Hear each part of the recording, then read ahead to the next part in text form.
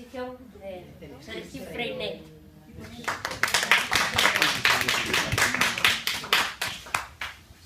Bueno, primero vamos a presentar a este señor, el señor Celestín Freinet. Como su nombre más o menos nos puede indicar, es francés, ¿vale? Nació en una humilde morada y era, bueno, una familia campesina de aquel momento. Tuvo una vida así un poco mala porque tuvo que ir a la guerra. Por ir a la guerra, en una parte pues tuvo un pequeño problema, que le pegaron un tiro, le fastidiaron un pulmón y por eso durante toda su vida tuvo problemas para, bueno, no hacía bien la respiración, tenía problemas y le costaba bastante hablar, ¿no? Entonces, un poco esta dificultad que tenía él basó después su metodología en el trabajo con los pequeños, ¿no? Les daba más voz a ellos, quería que ellos se expresaran más, ya que él no podía bueno, pues, estar continuamente hablando y expresándose. Entonces, Chris.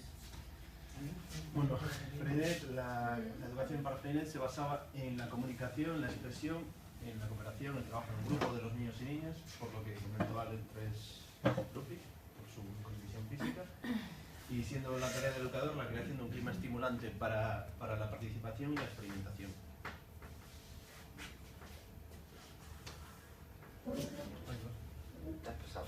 Vale, entonces, la aportación de Freinet. El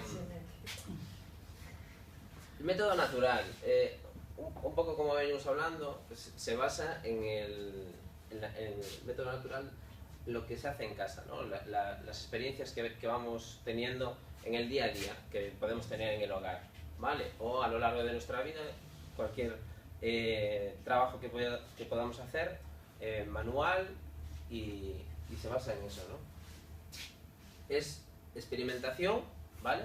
Experimentar con los diversos recursos que tengamos y bueno, el ensayo o error del individuo al utilizar esas herramientas. Entonces, digamos que después todo viene un poco enlazado, porque digamos que esta es una frase que teníamos entera, pero la hemos dividido para que más o menos podáis entender, ¿no? Apertura de la escuela. Con esto se refiere a que él le gustaba, bueno, nos vamos a ceñir un poco a esto, salir al medio natural, experimentar con el entorno, dejarlos que vieran todo lo que hay, sin ponerles pautas, sin decirles esto o lo otro, ¿vale? Simplemente que experimentaran todo lo que ellos quisieran. Entonces, durante eso, viendo el medio, puede ser solo ambiental o también con personas, bueno, pues dar un paseo y después, una vez llegados a la escuela, compartir los testimonios de cada uno de ellos, ¿vale? Entonces, uno se habrá fijado en la pizarra, otro se habrá fijado en la silla y cada uno puede dar una aportación diferente al conjunto del grupo, ¿no? Algo que decía antes Chris es que Freinet lo que le gustaba mucho era la comunicación, la expresión y mucho el trabajo en grupo, ¿vale? El trabajo en grupo para él era fundamental. Vale. Una vez tenemos eso, esa apertura de lo abierto, él lo lleva al texto libre, ¿vale? Entonces, les facilita evidentemente tienen que saber escribir para poder escribir todo eso que han visto, ¿vale?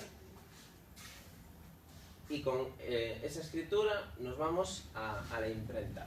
Vale, ¿qué hace con la imprenta? Bueno, pues todo eso que han visto, que ellos tienen en su entorno y que pueden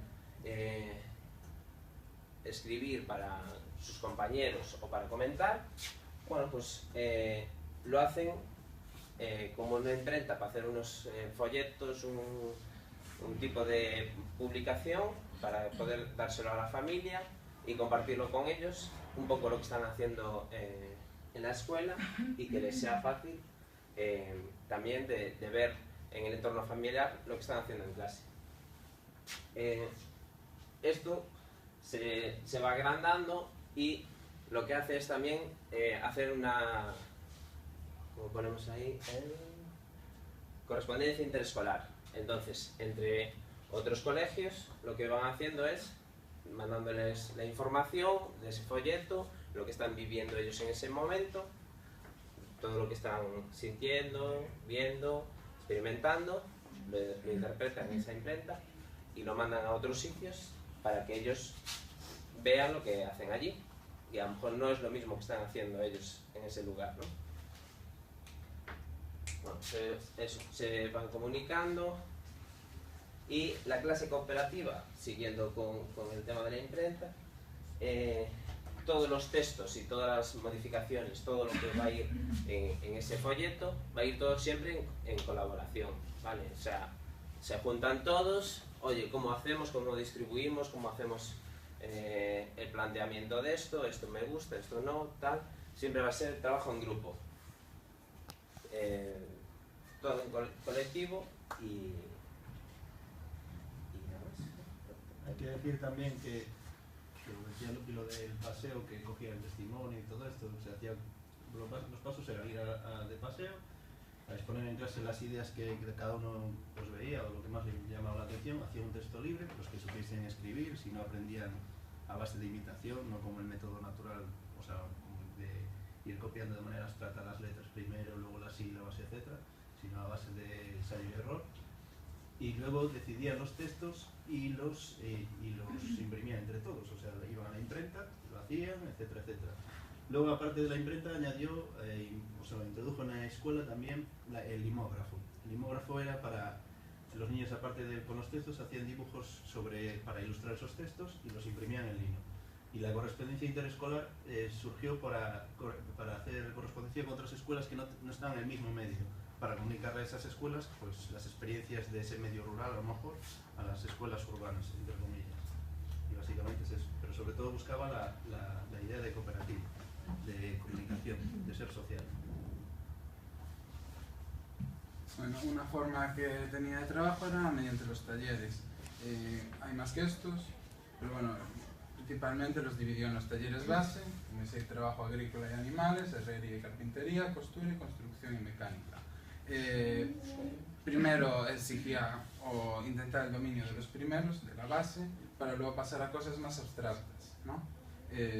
Los talleres para la actividad evolucionada, el conocimiento, la experimentación, expresión y comunicación gráfica y la creación y comunicación gráfica. Bueno, para trabajar en estos talleres necesitaba contar con un espacio, obviamente, el material necesario y un dominio de dicho material y la técnica a utilizar, y se tiene que dar en las circunstancias adecuadas, o sea que el alumnado estuviese como predispuesto, por así decirlo. Y algo que él decía era que una organización demasiado exactas de estos talleres podía llevar a que los niños perdieran parte de la iniciativa. Y aquí acaba.